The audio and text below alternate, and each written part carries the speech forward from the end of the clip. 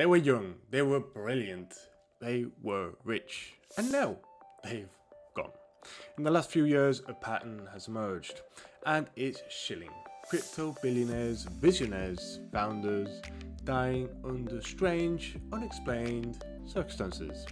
Accidents, drowning, suicides, well, that's what we're told. This video is not about conspiracies, it's about facts and the haunting coincidences that surround them. But first of all, let's talk about the man that took 190 million to the grave. 2018, Gerald Cotten, CEO of a Canadian exchange, QuadrigaCX, died suddenly in India from Crohn's disease. He was 30 years old, and he was the only one with the passwords to the exchange cold wallets. Over 190 million in customer funds completely gone. The official story says that he died in his honeymoon, but no autopsy was performed. The death certificate had inconsistencies, and the blockchain investigators later found out that many of the funds had been moved before his death. Cotten had been running a Ponzi scheme in the background, and the wallets mostly empty. He was using new deposits to pay the earlier withdrawals, a classic fraud structure. As pressure built and users demand withdrawals, Cotten left the country with his wife. His sudden illness and even more sudden death only added fuel to the suspicion. Some believe he faked his death. His body was buried in a closed casket funeral, no third-party verification. And the widow, she released a tell-all memory, and that raised even more questions than answers.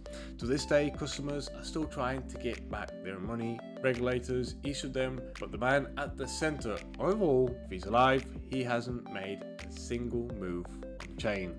And after this, let's pass over to Nikolai Mushegian. On the 28th of October of 2022, Nikolai Mushegian, co-founder of MakerDAO and prominent DeFi architect, tweeted this: "The Sia, Mossad and Pedal Elite are running some kind of sex trafficking, extortion, blackmail ring. They will torture me to death." Hours later, he was found dead, face down on a beach in Puerto Rico, fully clothed, no signs of struggle. He was 29. Mushegian wasn't just another dev, he was the original architect behind the decentralized stablecoins. He helped design the systems that today hold billions. In his final months, he became increasingly withdrawn. He stopped showing up at events, and he communicated mostly through encrypted channels. Some say that he was unraveling mentally, others say that he was deeply aware of the shadow forces in the crypto world. The authorities ruled an accident drowning, but many pointed out he was a strong swimmer, the beach was calm that day, and his paranoia had a specific target: intelligence agencies. His online writings suggested he believed crypto was being weaponized. Whether that belief was a delusion or insight remains debated. But one thing is clear, his death was the beginning of a shilling trend. But I must say that this one isn't the worst, because now we're going to be talking about the prodigy that died too young. In November 2022, Tiantian Kullander, co-founder of Amber Group, died unexpectedly in his sleep. He was only 30. Amber Group was one of the most respected crypto firms in Asia. They had raised hundreds of millions, were expanding globally, and Tiantian was seen as a bridge between traditional finance and crypto. He even flirted in Forbes under 30.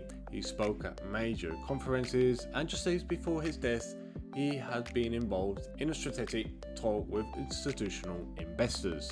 No details were given, no cause of death released, just silence. His college posted tributes, but there was an airy restraint, a lack of public inquiry, and the timing, yet again, just weeks after another crypto death. The silence around Tiantian's passing led to rumors. Was it stress? Was it a foul play? Or something no one wants to admit publicly? In a space built on hopelessness and code, his death remains a closed file. And let me say that this one is a bit strange. The Russian billionaire lost in the air. In the late 2022, Vyacheslav Taran, founder of Libertex and key figure in Russian crypto finance, died in a helicopter crash near Monaco, and he was 53. The official report said that the crash was due to bad weather, but at the same time, French meteorological data showed clear skies. And here we must say that the pilot was experienced and the other passenger, a crypto investor, had cancelled at the last minute. Coincidence? Who knows? Taran had been linked to Russian state-backed crypto initiates, and he was well rumored to have ties to intelligence adjacent vintage operations. But this makes it even stranger. He was the third Russian crypto billionaire that died that month. One fell off the balcony, another one died during a business trip, and under undisclosed conditions. 3 men, all tied to digital assets, all gone within 30 days. Coincidence? Maybe. But in the world where data is power and the wallets are untraceable, some stories vanish before they're even written. And at the end of the day, crypto was built on the promise of decentralization, freedom, and transparency. But when the stakes rise, when billions are involved, the risk gets darker. Are these deaths coincidence, mental health strategies, or something more sinister? We may never know. But as the old saying goes, if you control the money, you paint a target on your back. And please let us know back down in the comments which story hit you harder. And subscribe if you want more real crypto stories that blur the line between fact and fiction.